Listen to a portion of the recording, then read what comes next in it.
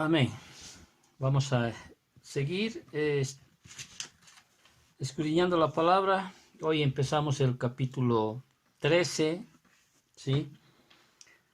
Como cada domingo y cada vez que podamos, hasta donde Dios nos permita, debemos seguir siempre adelante. No podemos desmayar, no podemos quedar atrás, no podemos hacer pausa en nuestras vidas. Si el Señor nos ha escogido en su misericordia para que seamos sus hijos, entonces es hasta que el Señor nos lleve a su presencia.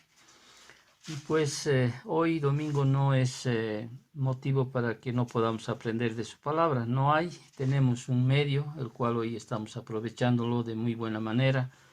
Y vamos a seguir hasta donde Dios lo permita, así como lo dije anteriormente. Para hacer la introducción de este capítulo 13, siempre uno se pregunta, o me pregunto como pastor, o siempre había esa disposición de querer ver o de querer tener una iglesia que sea modelo, un ejemplo de iglesia. Ese siempre ha sido el deseo en el corazón de aquellos que alguna vez hemos entendido el llamado de Dios, tratar de ser un ejemplo de iglesia. Pero cuán difícil es realmente encontrar o tener una iglesia conforme al corazón de Dios en estos tiempos. Quizá al inicio de la iglesia, al inicio de la iglesia, de los primeros creyentes, de la iglesia primitiva, como muchos lo llaman, las iglesias eran totalmente diferentes a las que hay hoy, cuando uno lee el libro de los Hechos. Creyentes realmente que entregaban sus vidas por causa de Cristo. Creyentes que realmente, pese a que les decían de una forma burlesca cristianos, ellos lo tomaban como un honor ser llamados cristianos. Hoy en el capítulo 13 nos muestra realmente cuál es el carácter de una iglesia eficaz. O sea, cómo tendríamos que ver, cómo tendríamos que hacer o qué componentes deberíamos tener para ser un ejemplo de iglesia. Amén. Lamentablemente hoy en día hay muchas personas, los voy a llamar personas, quizá aquellos que se hacen decir cristianos. Hay personas que hacen realmente que las cosas sucedan, o sea, tratan de poner su energía, tratan de poner su labor, tratan de poner el trabajo para que realmente podamos tener una iglesia eficaz, un ejemplo de iglesia. Pero también hay personas, o cristianos llamámosles así, que solo les gusta observar que sucedan las cosas. Y hay muchos de aquellos que quieren buscar iglesias que ya están realmente formadas o establecidas. Estos muchas veces quieren solamente observar. Y peor, hay otros que son mucho peores, que solo les gusta preguntar cómo sucedió y se quedan ahí. No quieren ser parte realmente de formar una iglesia. Lamentablemente, hay muchas iglesias que no llegan a cumplir ese objetivo, ese deseo que hay a un principio de querer ser un ejemplo de iglesia. Pero en el capítulo 13 vamos a ver algunos componentes o algunos lineamientos, ¿no?, de cómo es una iglesia, un ejemplo de iglesia, qué debería tener para ser un ejemplo de iglesia. Más adelante en el capítulo 14 veremos cuáles son las cualidades de un siervo eficaz. Hoy en el capítulo 13, claro, hoy no vamos a terminar el capítulo 13 porque es bastante largo y tiene muchas verdades, ¿sí?, que tenemos que estudiarlas. En el capítulo 13 veremos específicamente el carácter de una iglesia eficaz, o sea, un ejemplo de iglesia. Vamos a ver cuáles son los componentes que tiene una iglesia que es ejemplo.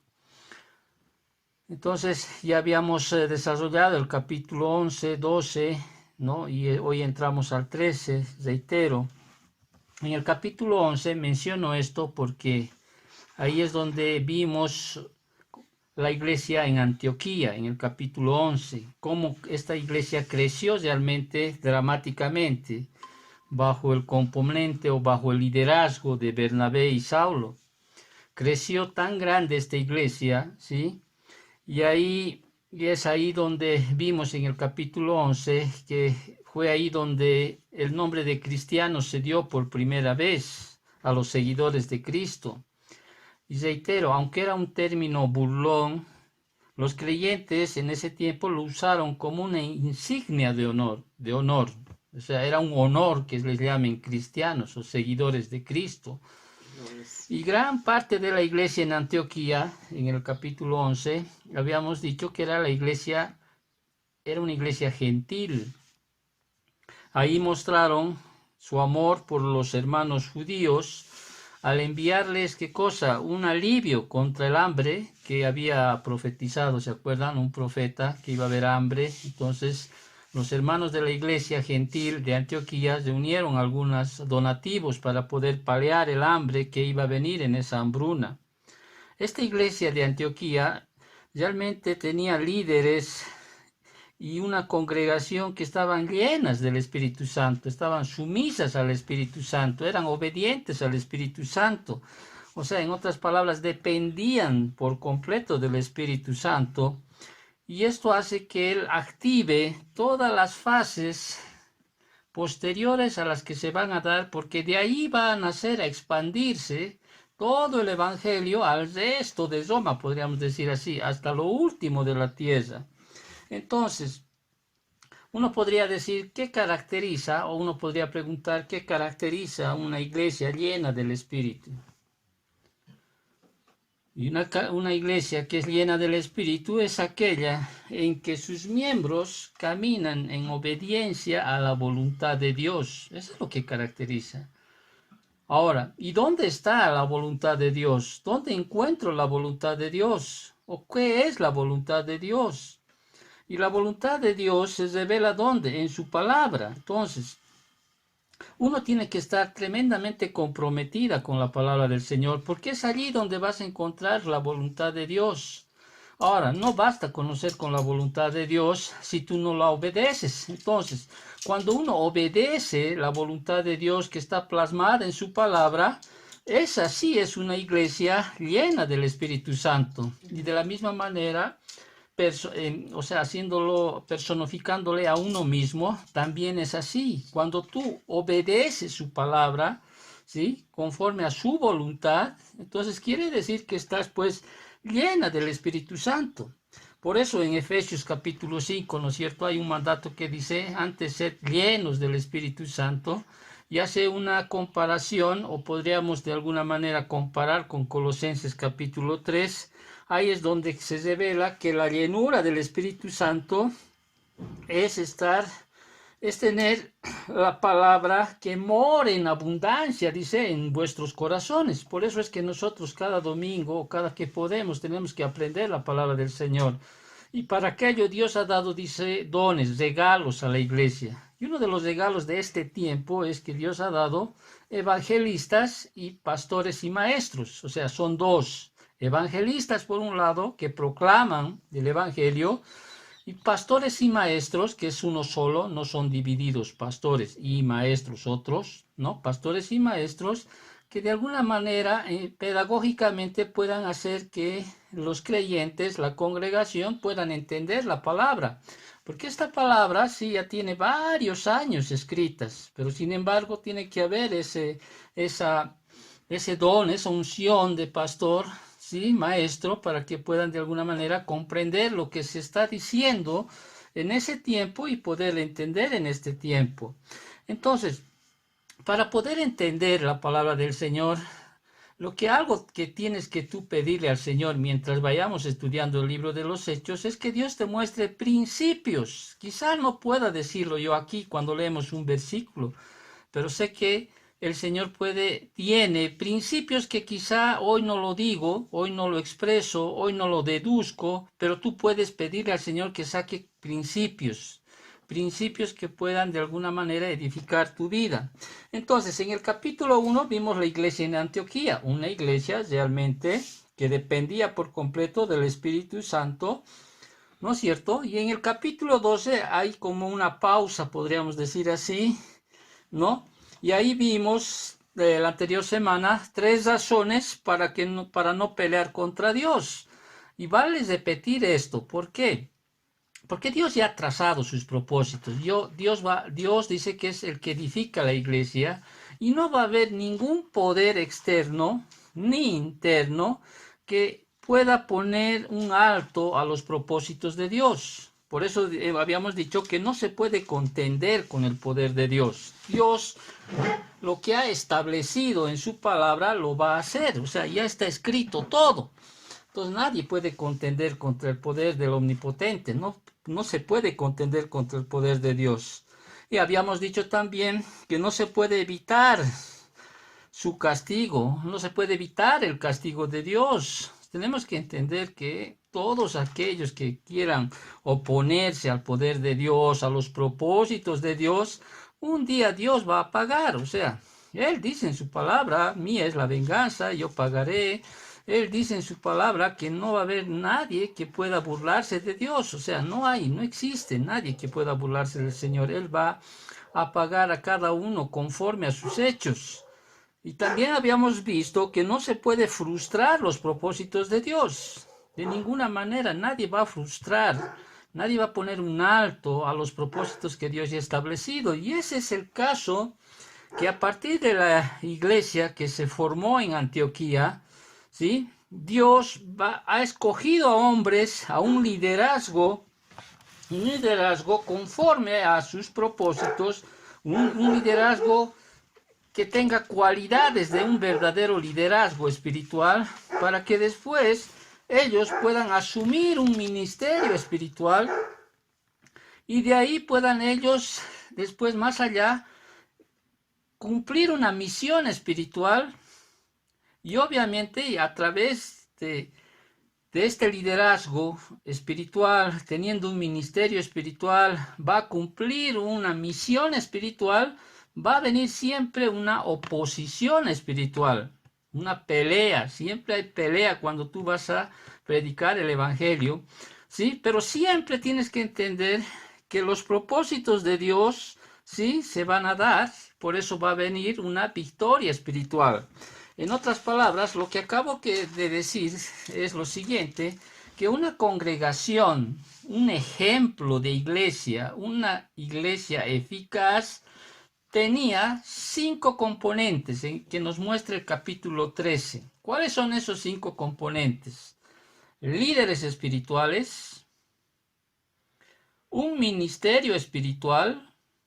Voy a reiterar, líderes espirituales, versículo 1, un ministerio espiritual, versículo 2a, y este ministerio espiritual que continuaron con una misión espiritual, versículos 2b hasta el versículo 5,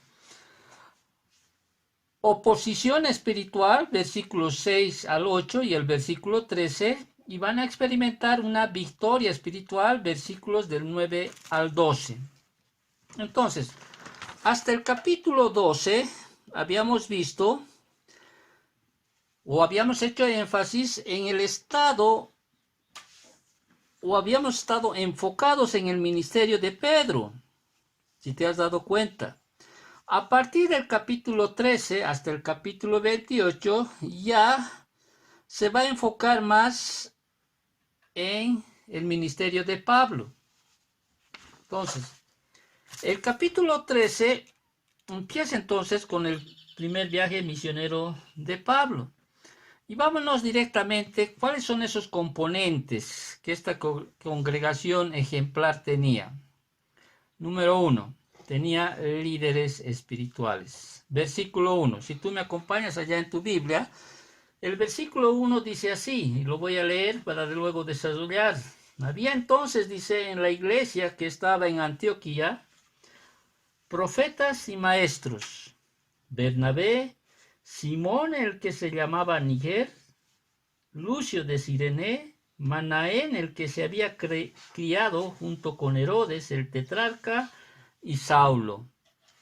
Si tú ves aquí hay 5 nombres que se da en el versículo 1. Las iglesias fuertes y eficaces inevitablemente tienen líderes piadosos y la iglesia de Antioquía no era la excepción. Ahora, estos 5 hombres que están mencionados en el versículo 1 eran el corazón del ministerio en Antioquía, una calidad suprema en el liderazgo espiritual que Dios había puesto. Eran 5. Y Lucas los describe, si tú lees el versículo 1, como profetas y maestros. Profetas y maestros. 2 términos muy importantes en el Nuevo Testamento. Ya habíamos hablado acerca de los profetas, ¿sí? Y también habíamos hablado acerca de los maestros. Pero considerando que algunos nos siguen en la enseñanza de la palabra, vamos a repetir algunas cualidades o características de estos 2 términos. Los profetas, reitero, no son como los profetas del Antiguo Testamento que se mencionan, Isaías, Oseas, etcétera, ¿no? Jeremías, aquellos. Los profetas de los cuales se está mencionando en el Nuevo Testamento, específicamente en el libro de los Hechos, ¿sí? Eran, al igual que los apóstoles, predicadores de la palabra de Dios. Reitero, eran predicadores de la palabra de Dios. Y en los primeros años fueron responsables de que la iglesia instruyera a las congregaciones locales. Entonces, estos eran responsables para instruir a las iglesias o a las congregaciones locales. Jugaban un papel importante en la iglesia apostólica y a veces recibían nueva revelación de parte de Dios, como por ejemplo habíamos estudiado, ¿te acuerdas en Hechos capítulo 11, 28, cuando había un profeta llamado Ágabo,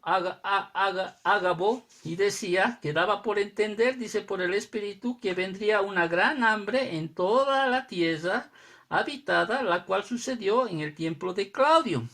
Y asimismo, este mismo profeta, en Hechos capítulo 21, si tú vas al versículo 10 y 11, pero yo voy y te lo leo, en el 10 dice, y permaneciendo nosotros allí algunos días, descendió de Judea un profeta llamado Ágabo, quien viniendo a vernos tomó el cinto de Pablo y atándose los pies y las manos, dijo, esto dice el Espíritu Santo, así atarán los judíos en Jerusalén al varón de quien es este cinto y le entregarán en manos de los gentiles. ¿Te das cuenta?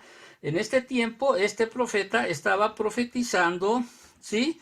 Una revelación más de un suceso que de doctrina, más de un suceso de que iban a suceder. En este caso, primero del hambre y en en el otro caso de que las cosas que le iban a pasar a Saulo o a Pablo. Entonces, la función de los profetas como receptores de la revelación divina terminó con el cese de los dones de señales temporales. En otras palabras, en este tiempo ya no hay ni apóstoles ni profetas como hubo en este tiempo del cual estamos estudiando. Ahora, obviamente, el don de profecía permanece, pero como dice en la primera carta a los Corintios, capítulo 14, versículo 3, dice, pero el que profetiza, hable a los hombres, dice, para edificación, exhortación y consolación. ¿Te das cuenta? Ya no habla de sucesos que van a suceder o situaciones que van a pasar. Entonces, aunque los profetas de esa clase única ya no existen, reitero, el don similar para predicar la palabra aún existe. Entonces, se les concede ahora a los pastores y evangelistas quienes proclaman lo que Pedro llama, por ejemplo, en 2 de Pedro 1:19, la palabra profética, y aún es vital para la salud espiritual de la iglesia. Reitero entonces, para que quede claro, los profetas, ¿sí? En este tiempo ya no están en función, ya cumplieron su propósito, ¿sí? Quizá tú me dirás ahí donde estás al otro lado, pero dice que Dios estableció, dice, ¿no es cierto? Cuando uno lee Efesios capítulo 4, versículo 11, a apóstoles, profetas, evangelistas, pastores y maestros. Los 2 primeros ya han cumplido su propósito. Lo que queda en este tiempo son evangelistas y pastores y maestros, o sea, pastor maestro, para que tú me entiendas, en este tiempo. Ahora, los maestros, ¿qué son los maestros? Este término también es importante de alguna manera seguir un poquito poniendo énfasis. Los maestros son importantes en la iglesia de hoy. Así lo establece primera carta a los Corintios, capítulo 12, versículo 28, Efesios 4:11 y Santiago 3:1. ¿Cuál es el ministerio del maestro?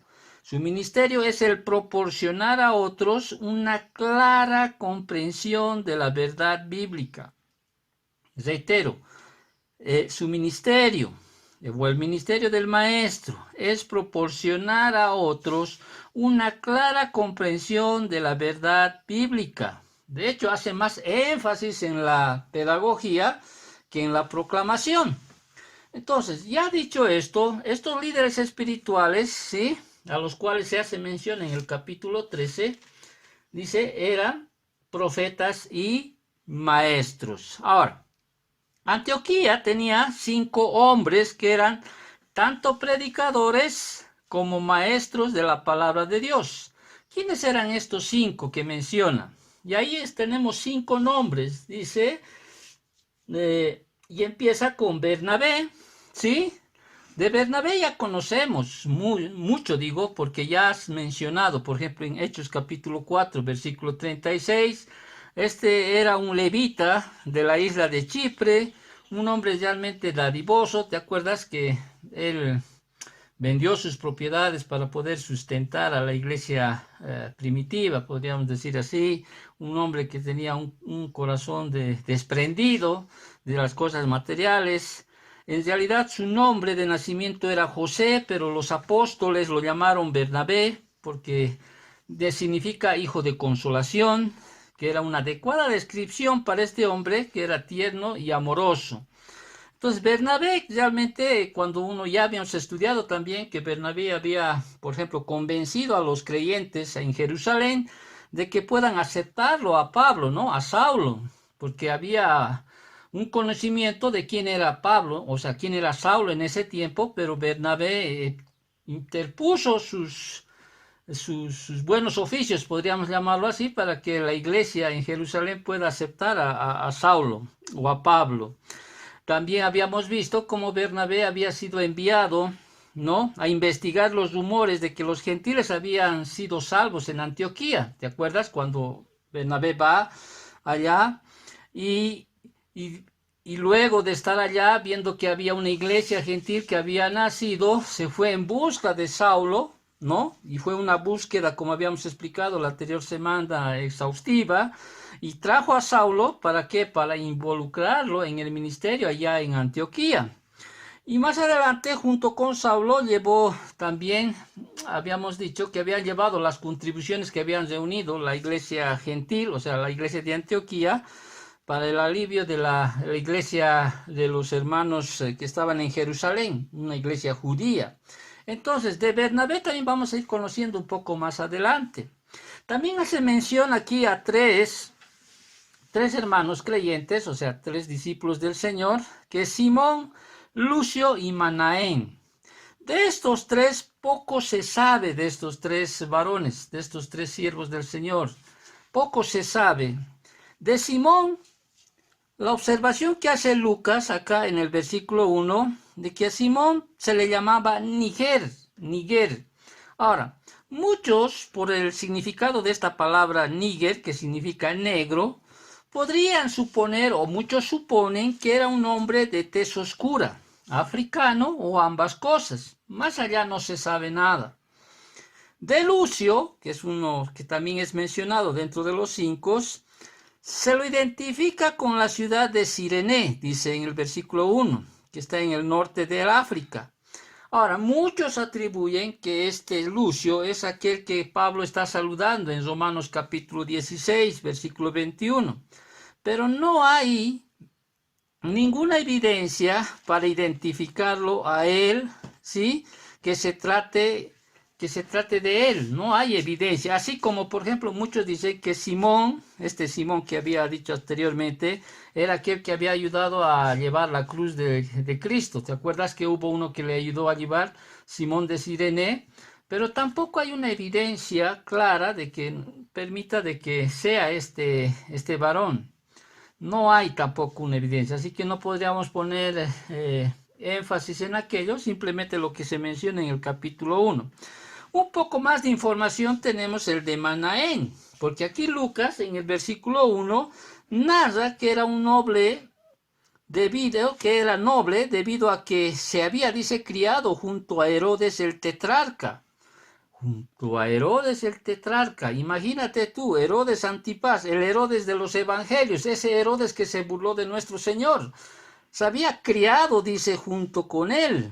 O sea, y en el griego esta palabra, suntropos, se puede traducir hermano de crianza, vale decir, este se crió en la casa de Herodes el Grande junto a Herodes Antipas. Ahora, imagínate una pausa aquí, como te reitero, no quiero coser mucho. Hace un momento atrás te dije que tú tienes que entender y ver, divisar, examinar algunos principios que puedes sacar de cada versículo. Si bien este versículo pareciera que solo te muestra que había en Antioquía profetas y maestros y nos da los nombres, los 5 nombres de estos siervos, uno tiene que ir más allá de lo que la Escritura nos dice. Por decirte, un ejemplo te pongo. Criarte con Herodes el Grande, ¿sí? Criarte en su misma familia, con las mismas circunstancias, las mismas situaciones, te das cuenta que uno realmente llegó a ser un hombre cruel, un hombre tremendamente malvado, pero sin embargo, un mismo integrante de esa misma familia llega a ser un maestro y o profeta. Eso nos muestra, ¿no es cierto?, que no depende a veces del entorno familiar que tú realmente sigas al Señor.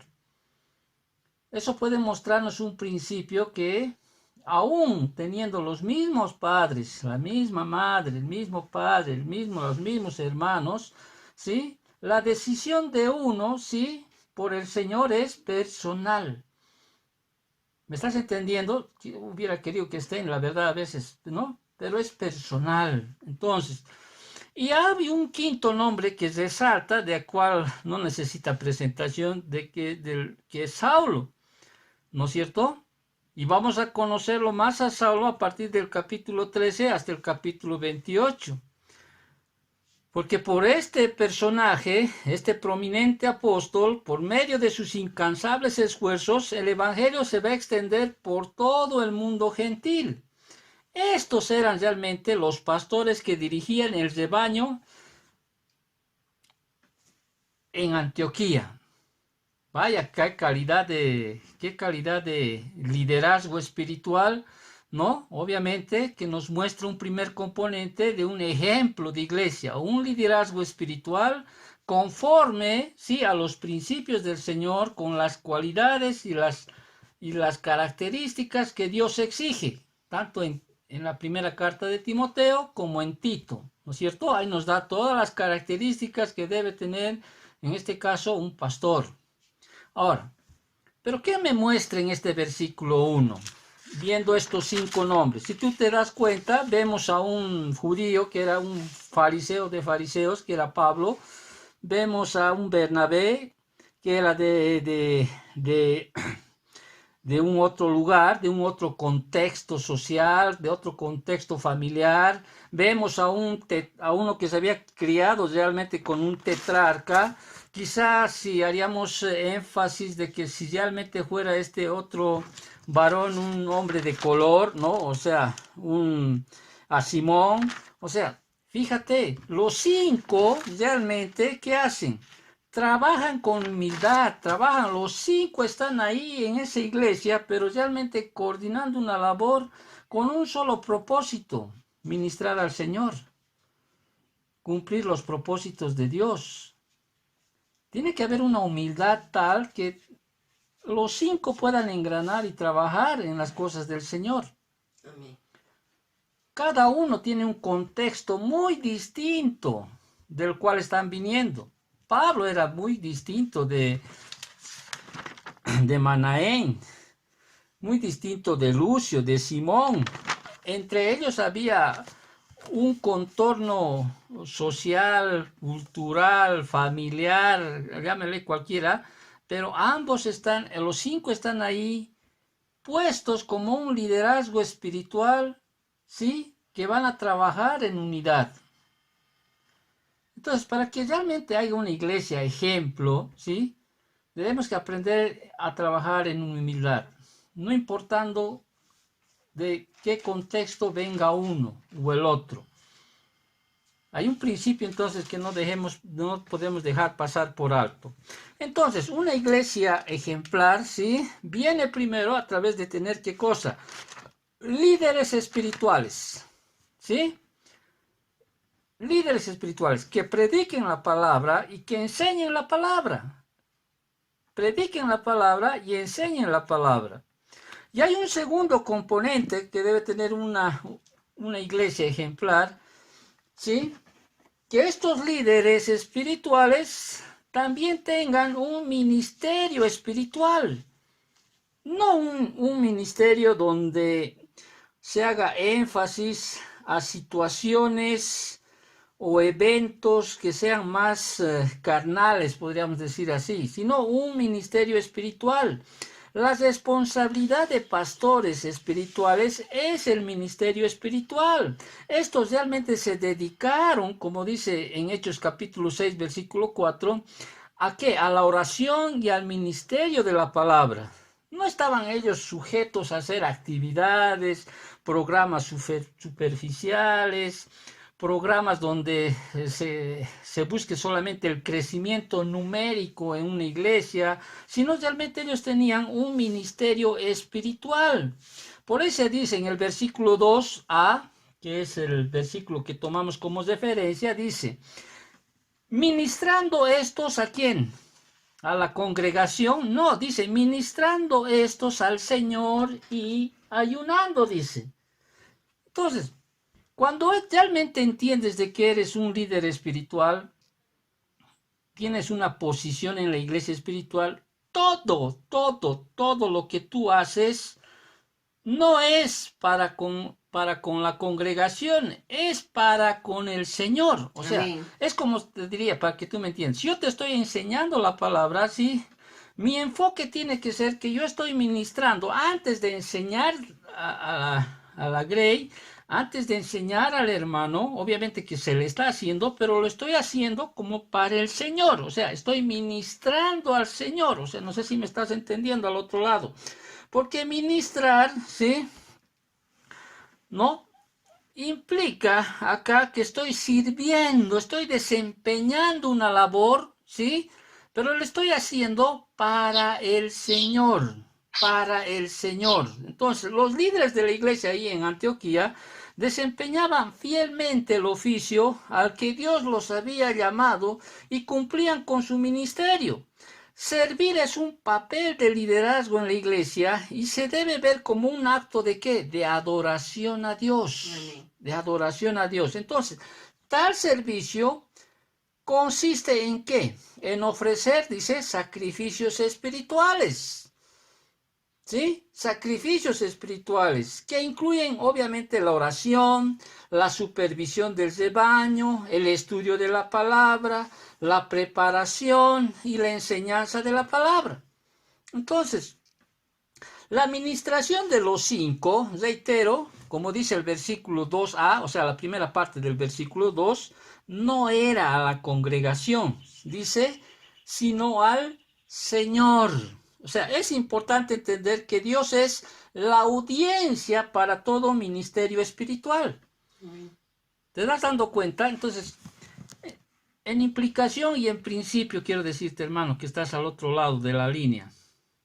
Cuando haces algo para el Señor o das algo a la iglesia, ¿sí? Lo estás haciendo o tiene que estar en tu corazón que lo estás haciendo para el Señor. para el Señor. Cuando tú enseñas a alguien, ¿sí? Estás ministrando al Señor, estás adorándole al Señor. Obviamente el receptor de esa bendición va a ser el hermano, sí, pero lo estás haciendo, tu principal enfoque es el Señor. ¿Por qué ministrar al Señor? Preguntarás tú al otro lado. ¿Por qué? Porque ministrar al pueblo, ¿sí? Estarán tentados a hacer concesiones con el fin de lograr tal fin. En otras palabras, hacer del Señor el objeto de ministración evita la necesidad de componendas. O sea, empiezas quizá a hacer, hay una palabra, se me fue la palabra, ¿no? Empiezas a hacer concesiones, quieres agradar a los hombres, empiezas a querer ser lisonjero, esa era la palabra que estaba buscando para con los hombres. Entonces, si tú eres realmente, tienes un liderazgo espiritual, tu ministerio espiritual tiene que estar centrado en el Señor. Por eso dice, y ministrando estos al Señor, ¿sí? No dice a la congregación, al Señor. Obviamente la administración del Señor va a ir para con la congregación, pero reitero, tú tienes que hacerlo como para el Señor. Cuando tú das una ofrenda, lo estás dando para el Señor. Cuando tú estás instruyendo a alguien, lo estás haciendo como para el Señor. Por eso dice, ¿no es cierto?, en la carta a los Corintios, y todo lo que hagáis, sea en bebida o en comida, hazle como para el Señor. Entonces, tenemos que entender eso. Una iglesia, un ejemplo de iglesia, tiene que tener líderes espirituales y tiene que tener un ministerio espiritual. Y estos del ministerio espiritual dice que ministraban al Señor y ayunando, dice. Sobre el ayuno, a menudo la Biblia relaciona al ayuno con tiempos de oración vigilante y apasionada. Bueno, eso podemos ver por ejemplo, en Nehemías 1:4, el Salmo 35:13, Daniel 9:3, Mateo 17:21, Lucas 2:37, Hechos 14:23. Ahora, la Biblia en realidad en ninguna parte ordena ayunar a los creyentes, pero, ahí está el pero Jesús supuso que sus seguidores lo harían. Ahora, ¿quiénes son seguidores de Jesús? Nosotros, ¿sí? Si vas a ayunar, pero, ¿qué dice el Señor? Es únicamente para los ojos de Dios, ¿sí? No te estoy diciendo que, pero no hay, tú, pastor, has dicho que en ninguna parte de la Biblia ordena ayunar a los creyentes. Reitero, Jesús supuso que sus seguidores lo harían. Mateo capítulo 6, 17, Lucas 5, 33 al 35. ¿Sí? Muy bien. ¿Quieres una iglesia ejemplar? ¿Una iglesia eficaz? ¿Quieres saber cuál es el carácter de una verdadera iglesia cristiana? Tiene que tener líderes espirituales. Tiene que tener un ministerio espiritual. ¿Te acuerdas lo que Pablo dijo si no me equivoco, en la primera carta a los Corintios? Cuando dice, unos edifican sobre madera, heno y hojarasca. Otros edifican sobre plata, oro, piedras preciosas. ¿Sí? La madera más o menos tiene una implicancia de la humanidad, cosas que son más humanas. Pero nuestra ministración es espiritual. Nuestra ministración es como para el Señor. Yo enseño aquí mi principal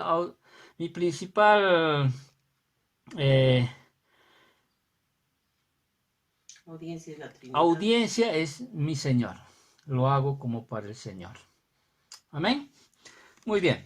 Hay líderes espirituales, tienen una misión espiritual, pero esto no queda ahí, ¿sí? Dios, los hombres espirituales con ministerios espirituales eficaces van a ver o verán cómo Dios les extiende a una misión espiritual. Y vemos un tercer componente que es la misión espiritual.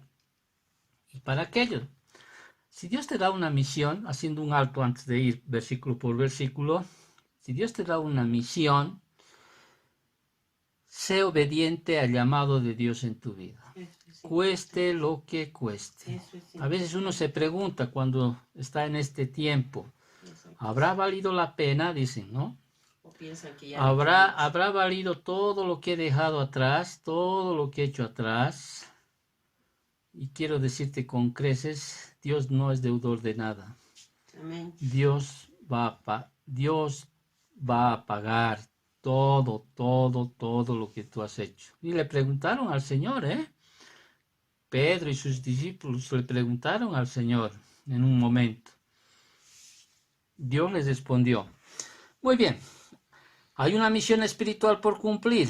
Ahora, para una misión espiritual, Dios no va a escoger pues ociosos. Dios no va a escoger personas que estén echadas en la cama. Dios va a escoger hombres realmente que quieran trabajar por Él, que estén hasta el punto de estar agotados, agopiados, ¿sí? Exhaustos en su labor. Y por eso el Señor dice en el versículo 2, la parte B, dice, apartadme a Bernabé y Saulo para la obra a que los he llamado. ¿Quién aquí es el que está apartando? Dios. Los de la Grey dijeron, bueno, vamos a llevar a Pablo y a Bernabé. No. Ellos se ofrecieron, heme aquí, Señor, envía a mí. No. El Espíritu Santo es el que aparta, dice, porque dice el versículo 2, dijo el Espíritu Santo, apartadme a Bernabé y a Saulo para la obra que los he llamado. ¿Te das cuenta aquí? Ellos eran sus hombres para utilizarlos como Él quisiera y enviarlos a donde Él deseara. O sea, Dios llama soberanamente a los hombres al ministerio. Vuelvo a repetir, el llamado tiene que ser de Dios. El llamado tiene que ser de Dios, no de los hombres y no de sí mismo, porque hay pastores en las iglesias que son llamados a sí mismos. Por una u otra razón, creen que ser pastor, sí, es volverte rico. Porque hay muchos se enfocan en lo que es el diezmo, o ven a los pastores de otras iglesias con sus autos, trajes, etcétera, etcétera, etcétera, y muchas veces creen, bueno, solo domingo se trabaja y toda la semana están de vacación, ¿no? Pero no es así, no es así, no es así, reitero, no es así. O otros quizá están en un puesto porque las personas los han escogido. En este caso aquí vemos el Espíritu Santo es aquel que está decidiendo y está escogiendo para ese servicio misionero y lo escoge para que ellos para que se pongan a su disposición a tiempo completo. Entonces, hay principios que debemos nosotros sacar de estos versículos. ¿Cuáles son esos principios para enumerar y para resaltar?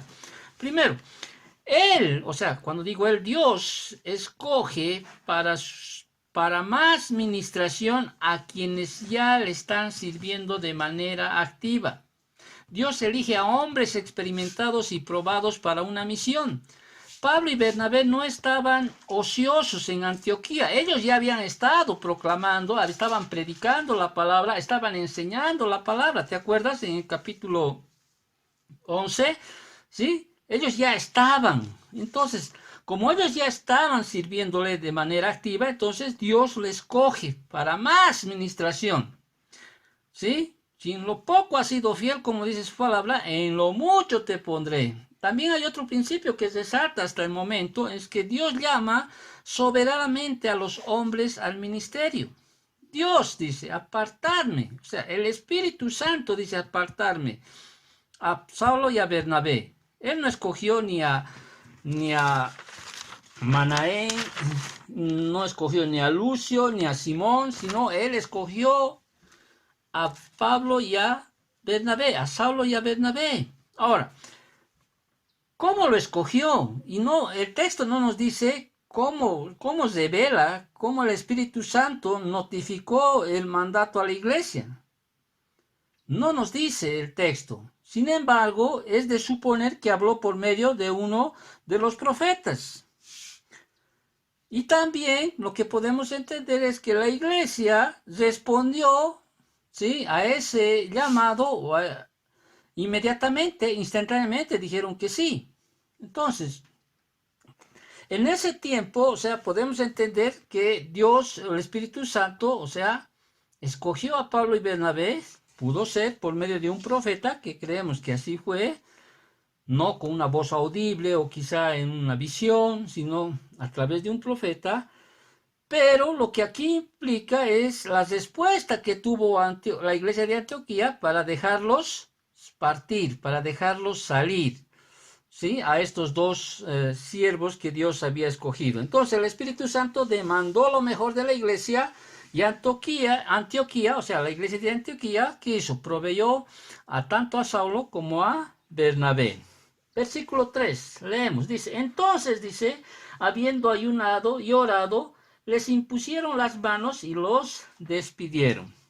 Aquí vemos que dice que la iglesia, o sea, habiendo ayunado y orado, obviamente, seguramente para que les vaya bien, ¿sí?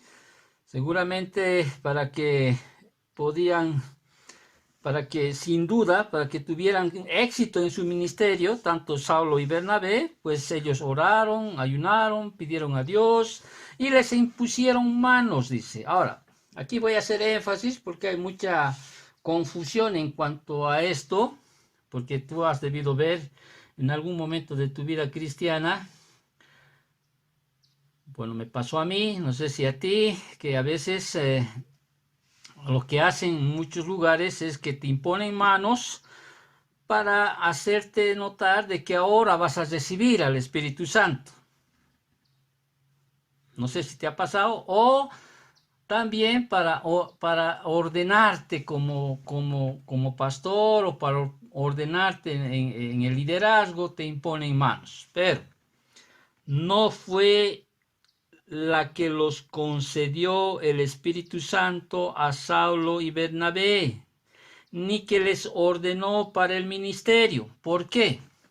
Porque si hemos estudiado el capítulo 9, versículo 17, voy a leer del libro de los Hechos, aquí dice, entonces Ananías entró en la casa y poniendo sobre él las manos, dijo, hermano Saulo, el Señor Jesús, que se te apareció en el camino por donde venías, me ha enviado para que recibas la vista, y aquí hago énfasis, y seas lleno del Espíritu Santo. Entonces Saulo ya estaba lleno del Espíritu Santo. Él era ya cristiano. Amén. En el 11:24 dice lo siguiente, hablando de Bernabé, dice, porque era varón bueno y lleno del Espíritu Santo y de fe, y gran multitud fue agregada al Señor. ¿Te das cuenta? Ya en los versículos anteriores, tanto Pablo como Bernabé, porque también hay un versículo más atrás donde dice que Bernabé era lleno del Espíritu Santo. Entonces, esa idea de que al ponerte las manos o al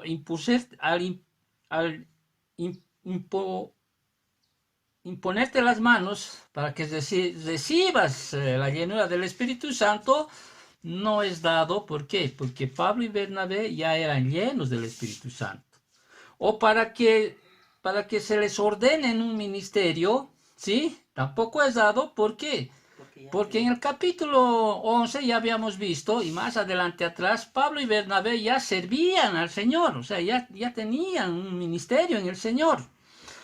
La imposición de manos simplemente significó identificación, confirmación y unidad en la misión venidera. Está claro entonces por el versículo 1 que el Espíritu, no la iglesia, envió a los dos misioneros, reitero. Entonces, ellos impusieron manos, reitero, como identificándose con ellos en su ministerio, como confirmándose con ellos en su ministerio, y para mostrar una unidad en la misión venidera, ¿sí? Venidera. Entonces, y esta verdad, fíjate, se repite en en el versículo 4, ¿no? Que verdad de que el Espíritu Santo es el que envía a estos misioneros. Leo el versículo 4 del capítulo 13. Dice, ellos, entonces, dice, ¿quiénes?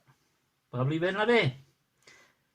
Entonces, enviados por el Espíritu Santo, descendieron a Seleucia y allí navegaron a Chipre.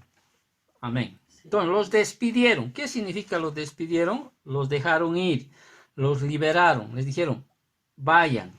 ¿Sí? Y ellos fueron enviados, dice el versículo 4, por el Espíritu Santo.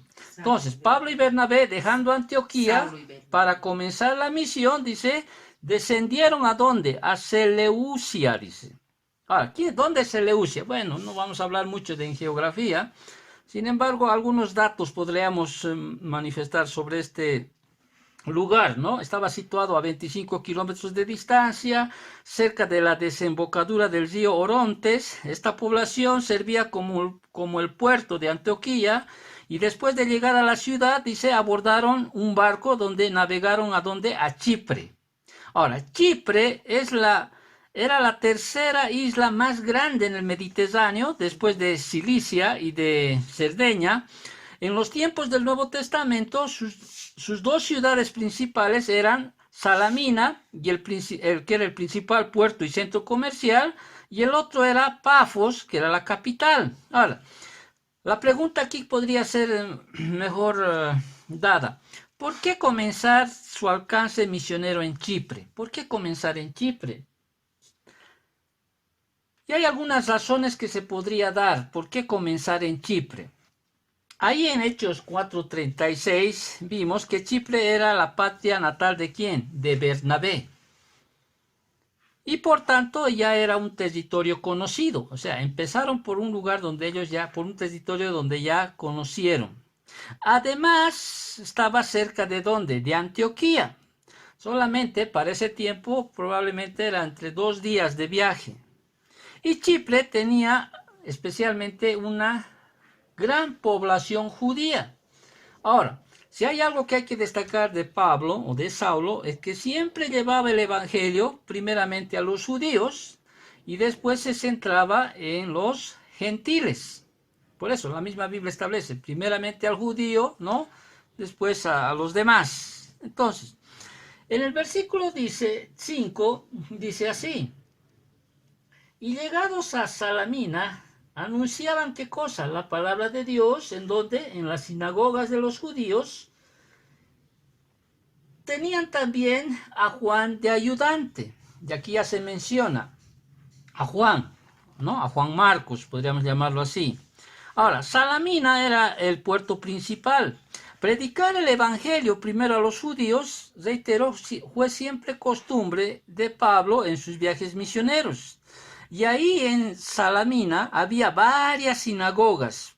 Y por eso es que Pablo predica primero a los judíos y mientras viajaban de sinagoga en sinagoga, Saulo y Bernabé tenían también, dice el versículo 5, como ayudante a Juan Marcos. ¿Quién era Juan Marcos? ¿Te acuerdas? Juan Marcos, que era nativo de Jerusalén, era sobrino de Bernabé, ¿no? Pero lo que más resalta en el capítulo 13 es, ¿qué cosa? Lo que deserta, ¿no? De ese viaje, o sea, vuelve a Jerusalén, ¿no? Y deja de acompañar a Pablo y a Bernabé en ese primer viaje misionero. Deja de acompañarlo. Lo que más adelante es lo que va a hacer de que tanto Pablo y Bernabé tengan una confrontación. Ahora, más adelante veremos de que realmente el texto no nos dice por qué es que Juan Marcos abandona el viaje misionero. ¿Por qué es que abandonan? Hay varias conjeturas, sí, hipótesis, pero lo que sí tenemos que entender que por más razón o no razón que tenga o cualquier situación o circunstancia, Pablo nunca validó cualquier circunstancia por la cual Juan Marcos salió, ¿sí? No había para él ninguna situación que avale la salida o la deserción de Juan Marcos. Bueno, vamos a tener eso más adelante. Ahora, muy bien. Seguimos. Existen líderes espirituales, ¿sí? Que están en actividad, que están obrando en las cosas del Señor, trabajando para el Señor.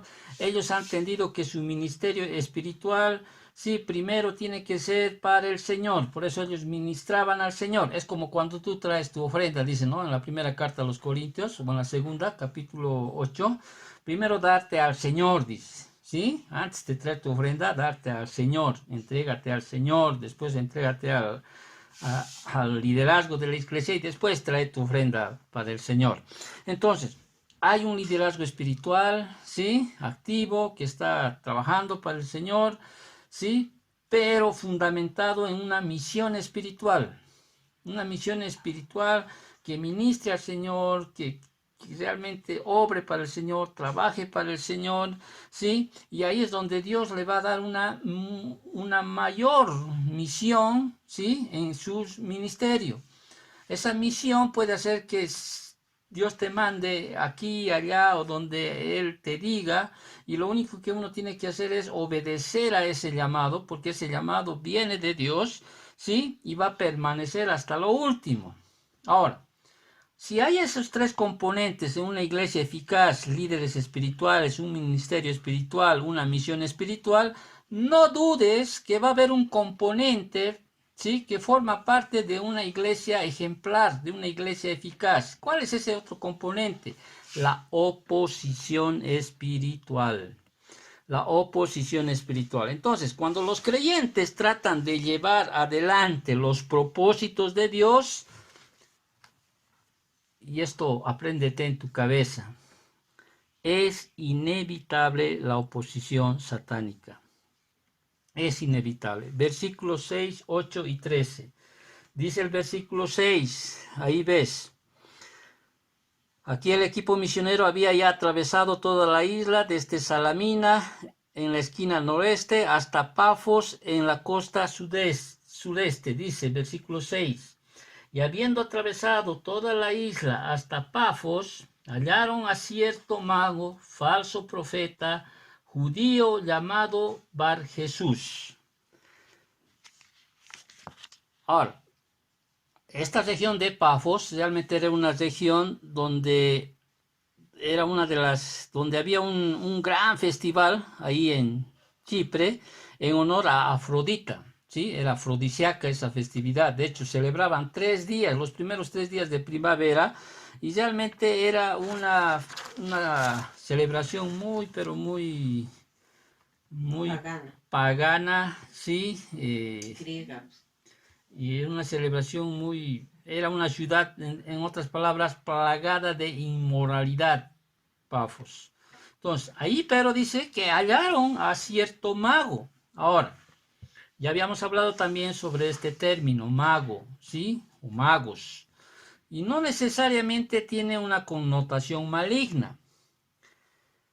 Por ejemplo, se usa en Mateo 2.1 cuando se describe a los sabios que visitaron a Jesús, ¿no? Cuando él era bebé y a su familia, ¿sí? Por eso reitero, no necesariamente tiene una connotación maligna. Pero el término mago, magos, ¿sí? Originalmente se refería a la tribu sacerdotal hereditaria dentro de la nación de los medos. Ellos eran muy versados ¿en qué? En astronomía, astrología, agricultura, matemáticas e historia. Y además participaban en varias prácticas ocultistas y eran famosos por su habilidad para interpretar sueños. Y en esos tiempos, o sea, estos magos, tal era su poder o influencia política que ningún gobernante persa llegaba al poder sin aprobación de estos magos. Estamos hablando de este término cuando se menciona en el Antiguo Testamento, Daniel capítulo 2. Entonces, dice que hallaron a un cierto mago que se llamaba Bar Jesús. Aquí el texto, o sea, Lucas nos dice en el texto, en el versículo 6, que perdón, en el versículo Sí. 6, Bar Jesús, ¿no? Dice que es judío, dice, ¿no es cierto? Un falso profeta, no solo judío, sino que se hacía llamar, bueno, se hacía llamar profeta, pero era un falso profeta. Obviamente no era de los magos de los cuales ese dato yo leí, ¿no? No era ni medo-persa, sino que era judío.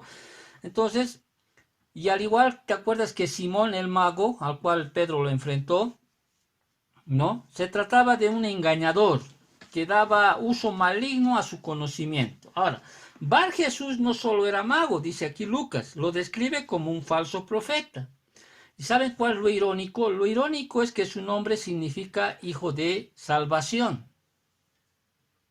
Sin embargo, Pablo le va a decir, tú eres un hijo del maligno, ¿no? Hijo del diablo, ¿no? Pero este apelativo realmente era extraño para un profeta falso y engañador. Pero bueno, así se llamaba este falso profeta.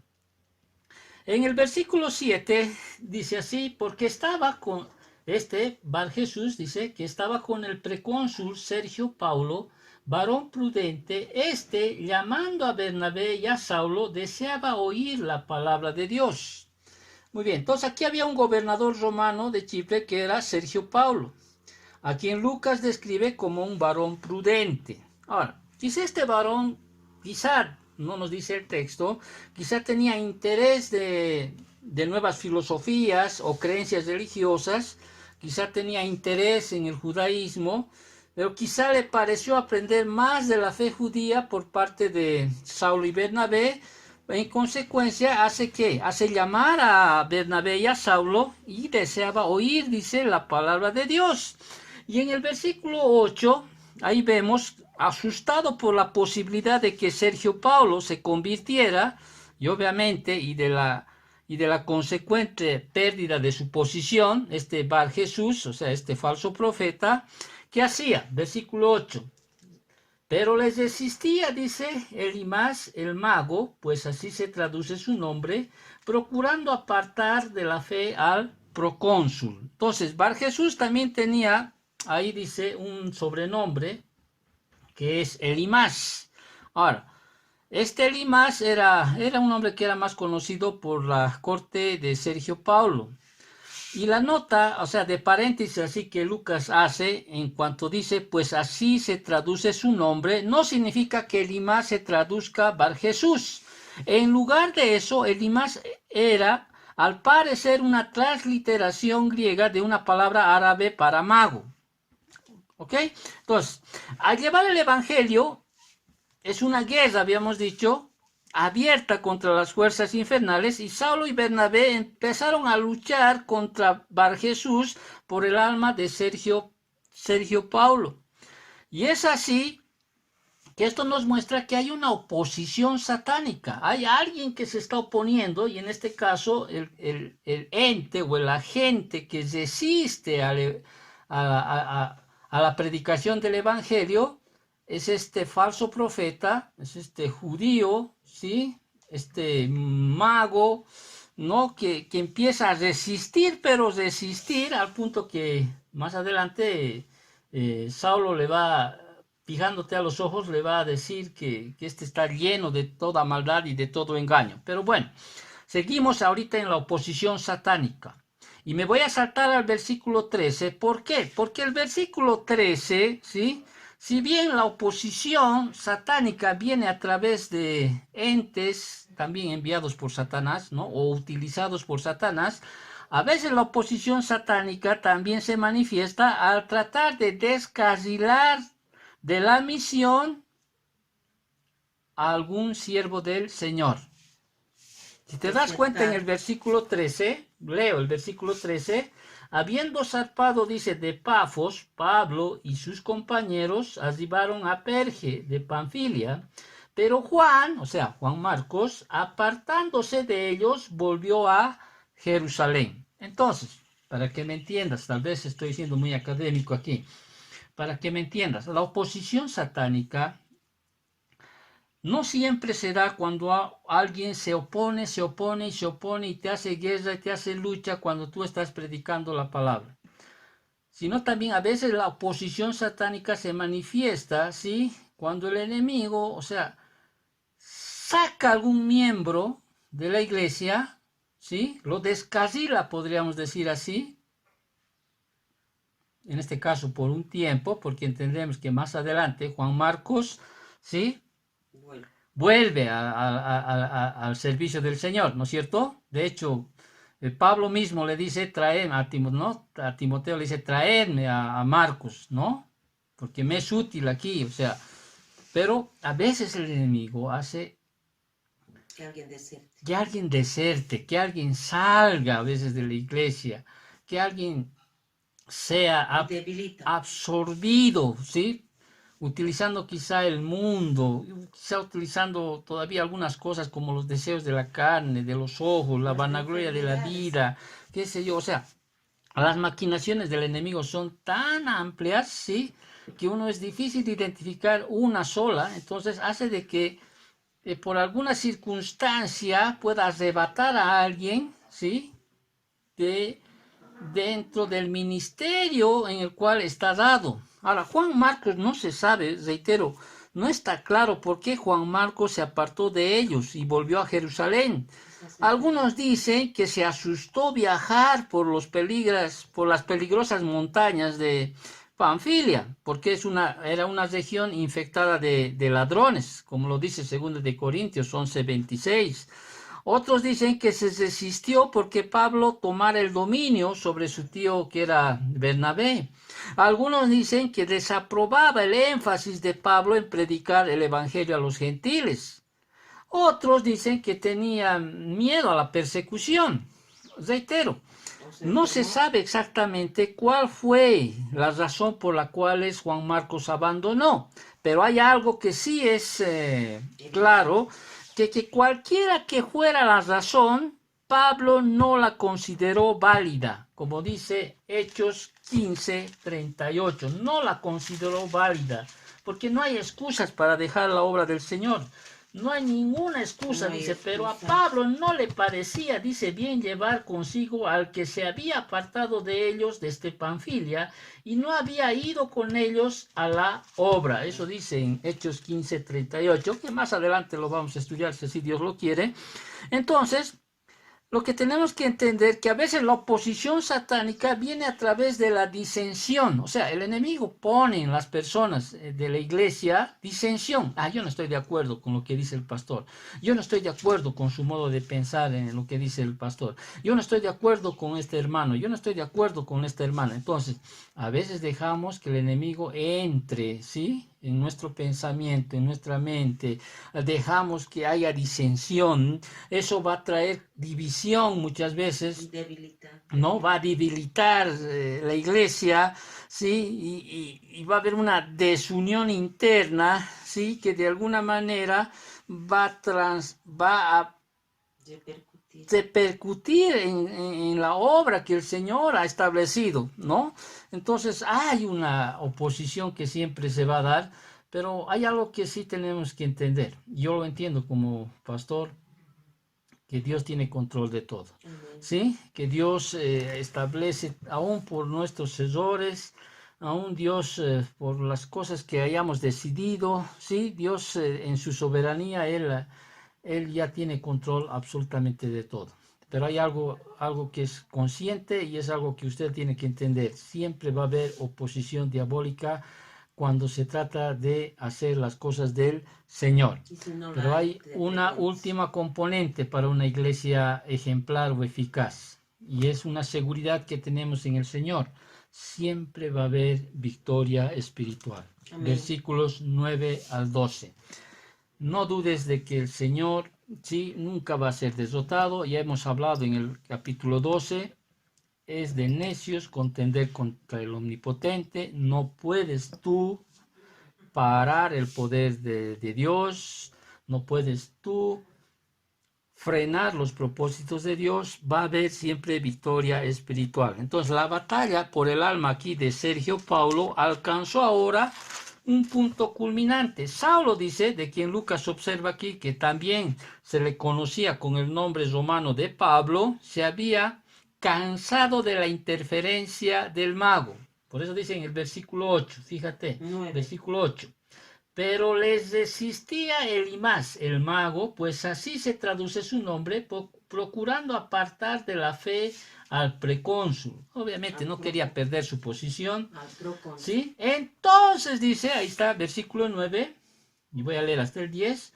Saulo, que también es Pablo, lleno del Espíritu Santo, fijando en él los ojos, dijo: oh, lleno de todo engaño y de toda maldad, hijo del diablo, enemigo de toda justicia, ¿no cesarás de trastornar los caminos rectos del Señor? Entonces ya aquí Pablo o Saulo se cansó de la interferencia de este mago, ¿sí? Confrontó. Y estando lleno del Espíritu Santo, dice el apóstol, fijó los ojos, dice, en el falso profeta, Bar Jesús, que estaba lleno de todo engaño y de toda maldad, ¿no es cierto? Y lejos de ser ese hijo de salvación que significa su nombre, en realidad Bar Jesús fue acusado por Pablo por ser hijo del diablo. El hombre que se creía un profeta justo, pero el apóstol lo denunció como un enemigo de toda justicia, dice. Ahora, constantemente este Bar Jesús retorcía y pervertía la verdad de Dios, lo que llevó a Pablo a hacer una devastadora pregunta. ¿Cuál era esa pregunta? Ahí está, en el versículo 10. ¿No cesarás de trastornar los caminos rectos del Señor? Dice. Y así como había enceguecido espiritualmente a otros, ahora iba a padecer ceguera física. Fíjate el versículo 11, que dice: ahora pues, he aquí, dice, la mano del Señor está contra ti y serás ciego y no verás el sol por algún tiempo. Vaya, miren la misericordia del Señor, no le dejó ciego por toda su vida.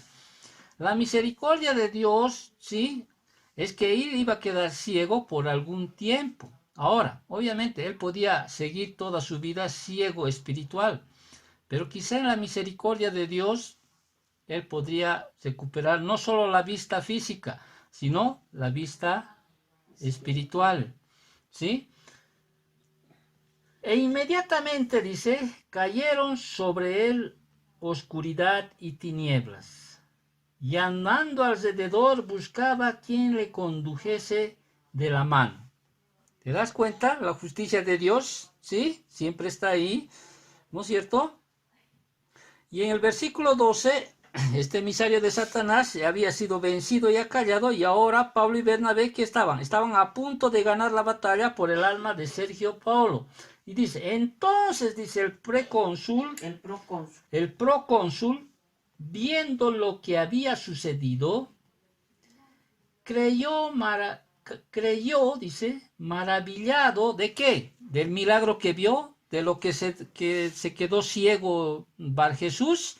No, se maravilló ¿de qué? Dice, de la doctrina del Señor. Ojo, se maravilló, dice, de la doctrina del Señor. Y como se narra a menudo en Hechos, Dios usa un milagro ¿para qué? Por dos cosas. Uno, para confirmar la autenticidad de sus mensajeros. Y dos, ¿no?, para confirmar la verdad de su palabra. Entonces, el hombre estaba maravillado, dice, de la doctrina del Señor, no del milagro. Y entendemos que este procónsul, ¿sí?,